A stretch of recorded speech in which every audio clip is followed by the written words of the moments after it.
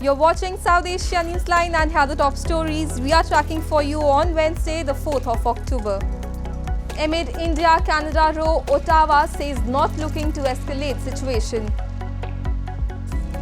Pakistan orders illegal Afghans to leave or face expulsion. And Sri Lankan President rejects international probe into Easter bombings.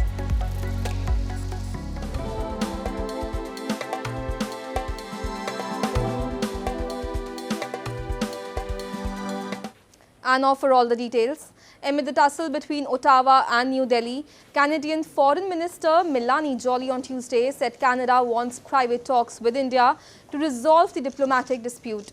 Responding to reports of India asking Ottawa to withdraw 41 diplomats from Canadian mission in New Delhi, Joly said if it's important to have diplomatic footprint on ground and added that diplomatic conversations are best when they remain private. The comments come hours after Prime Minister Justin Trudeau made a similar statement calling for de-escalation of the diplomatic tension. The ties between India and Canada have nosedived since last month after Trudeau linked India to the killing of Khalistani terrorist Hardeep Singh Nijjar. India has termed the allegation as absurd and motivated.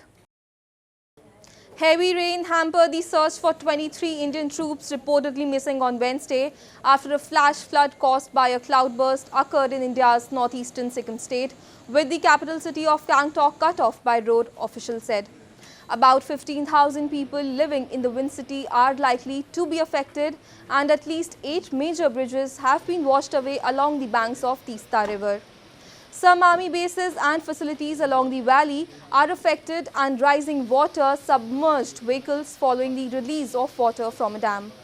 The weather department has warned of landslides and disruptions to flights as heavy rain is predicted in some parts of Sikkim. अभी तक तो थोड़ा building वगैरह damage हुआ है, property damage हुआ है और लगता है कुछ लोगों का भी वहाँ पर गुमशुदा है. अभी उसका रिपोर्ट बाकी है और डीसी लोग जो सभी गवर्नमेंट मशीनरी से वो काम कर रहे हैं. Pakistan has ordered all illegal immigrants, including 1.73 million Afghan nationals, to leave the country by 1st of November or face expulsion after revealing that 14 of 24 suicide bombings in the country this year were carried out by Afghan nationals. Islamabad's announcement marks a new low in its relations with Kabul that deteriorated after border clashes last month. Interior Minister Sarfaraz Bukti said there are no two opinions that we are attacked from within Afghanistan and Afghan nationals are involved in attack on us.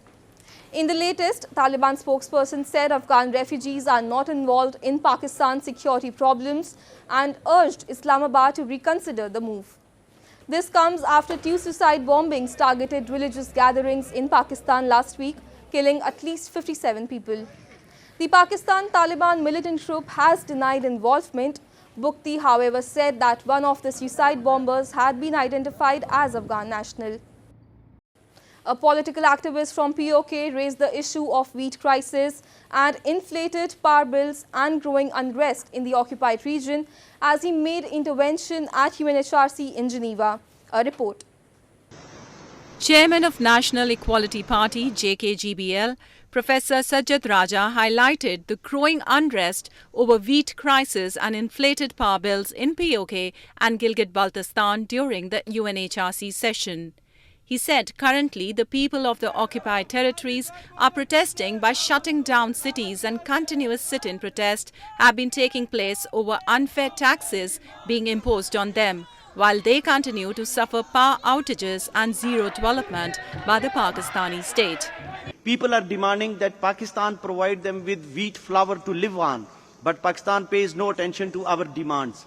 Mr. President, POJK produces electricity at the cost of 2.03 rupees per unit, but this electricity is sold back to us for 50 to 80 rupees per unit. Our need is only 400 megawatt in POJK, and despite producing over 2,000 megawatt electricity, we are subjected to load shedding for over 16 hours a day. We also lack any economic and physical infrastructure and employment opportunities. Under these conditions, our people are unable to survive and are fleeing out of POJK. The activist urged the international community to intervene and expel Pakistan from the region as required by the UN resolutions. Bangladesh Prime Minister Sheikh Hasina and US President Joe Biden discussed about importance of improving bilateral relations, a top US official informed on Tuesday. Answering a question on Bangladesh-US ties, the White House senior official John Kirby said the two leaders in their engagements on the sidelines of the G20 summit in Delhi held talks over a range of issues, including the importance of free and fair elections in Bangladesh. Sheikh Hasina's administration has been under target by Western countries, which have raised concerns on electoral process and crackdown by the government on dissent and critics.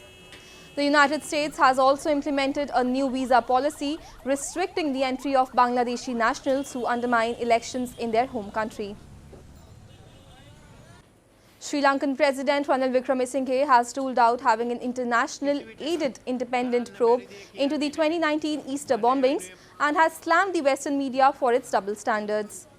The President's office on Twitter informed that he told a German broadcaster that Sri Lanka will not have any international inquiry and said Western governments had themselves not allowed any international inquiries when accusations were made against them.